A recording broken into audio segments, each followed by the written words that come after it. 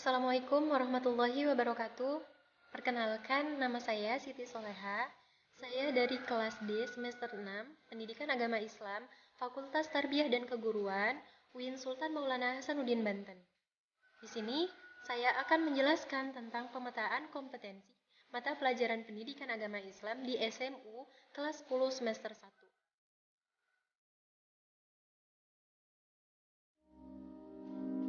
Dalam pemetaan kompetensi, mapping atau scamming mata pelajaran Pendidikan Agama Islam di SMU kelas 10 semester 1 ini terdapat beberapa hal yang harus diperhatikan. Yang pertama yaitu mengorganisasikan peta kompetensi. Nah, dalam mengorganisasikan peta kompetensi ini juga terdapat 3 yang dibahas. Yang pertama, kompetensi inti. Yang kedua, standar kompetensi, dan yang ketiga, kompetensi dasar. Nah, dalam standar kompetensi ini, kelas 10 semester 1 membahas tentang pertama Al-Quran. Al-Quran indikatornya yaitu memahami ayat-ayat Al-Quran tentang manusia dan tugasnya sebagai khalifah di bumi. Kemudian yang kedua, memahami ayat-ayat Al-Quran tentang keikhlasan dalam beribadah. Kemudian yang ketiga, yaitu akidah, yang mana di sini membahas tentang peningkatan keimanan kepada Allah melalui pemahaman sifat-sifatnya dalam Asmaul Husna. Kemudian yang keempat yaitu akhlak, membiasakan berperilaku terpuji. Kemudian yang kelima, fikih, di dalamnya terdapat pemahaman sumber hukum Islam, hukum taklifi dan hikmah ibadah.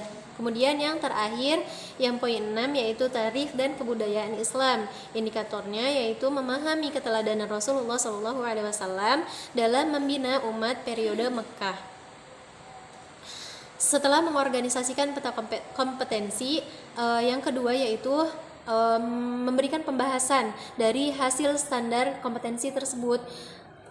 Yang pertama, pada bab 1 semester 1 kelas 10 ini membahas tentang manusia dan perannya di bumi. Nah, pembahasan ini merujuk pada beberapa ayat Al-Quran, yaitu surat Al-Baqarah ayat 30, kemudian surat Al-Mu'minun ayat 12-14, selanjutnya Az-Zariyat ayat 56, An-Nahl ayat 78,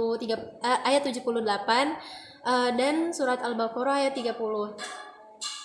Selanjutnya yaitu materi kedua tentang keikhlasan beribadah. Nah, penjelasan tentang keikhlasan beribadah ini terdapat dalam surat Al-An'am ayat 162 sampai 163, kemudian ada juga di surat Al-Bayyinah ayat 5, dan selanjutnya ada di surat Al-An'am ayat 162 sampai 163. Selanjutnya materi yang ketiga yaitu berkaitan dengan pemahaman sifat Allah dalam Asmaul Husna.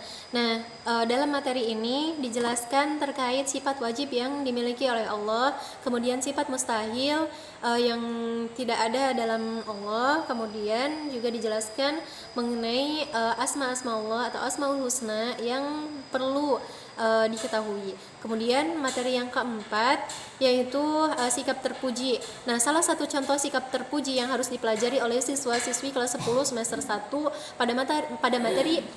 pada mata pelajaran Pendidikan Agama Islam yaitu husnuzon, yang mana husnuzon ini adalah berprasangka baik. Nah, berprasangka baik ini ada banyak contohnya, yaitu berprasangka baik terhadap Allah Subhanahu wa taala, artinya husnuzon kepada Allah Subhanahu wa taala, kemudian husnuzon terhadap orang lain, dan husnuzon terhadap diri sendiri. Selanjutnya ada hukum Islam. Nah, hukum Islam ini banyak sumbernya. Yang pertama Al-Quran, hadis Nabi Muhammad SAW, kemudian ijtihad, dan hukum taklifi serta hukum wad'i.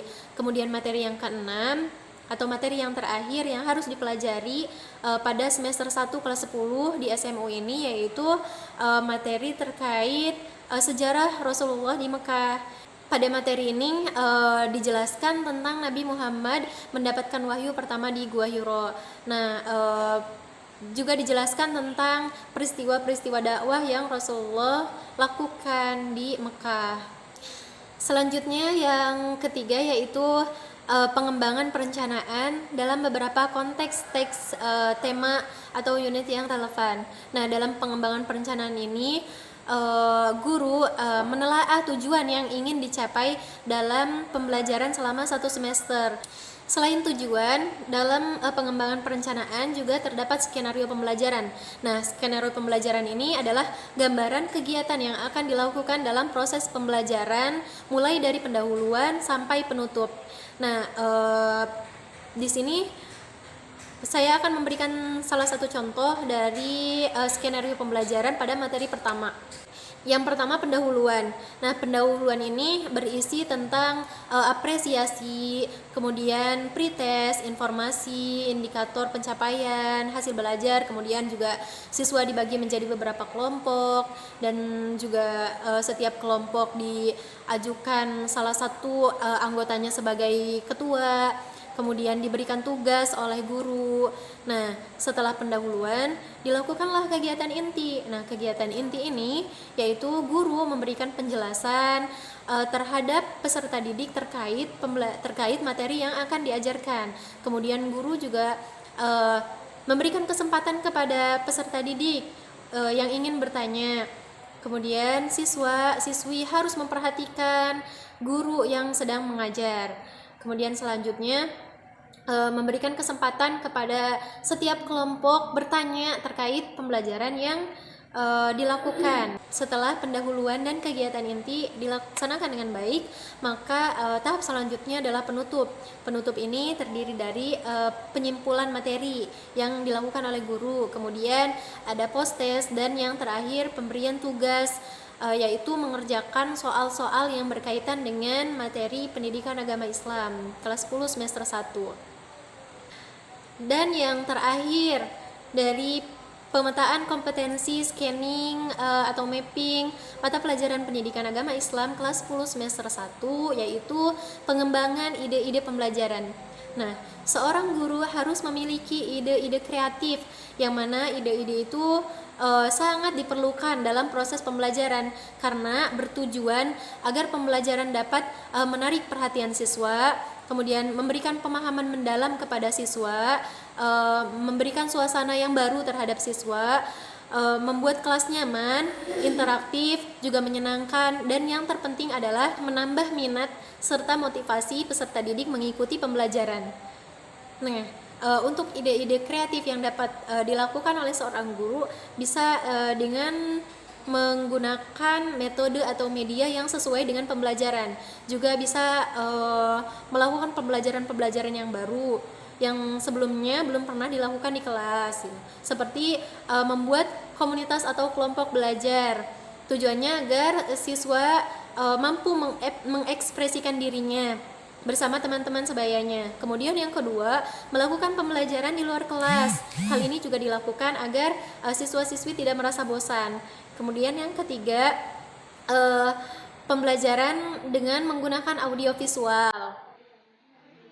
Baiklah, cukup sekian penjelasan dari saya. Semoga bermanfaat untuk kita semua. Kurang dan lebihnya saya mohon maaf. Wassalamualaikum warahmatullahi wabarakatuh.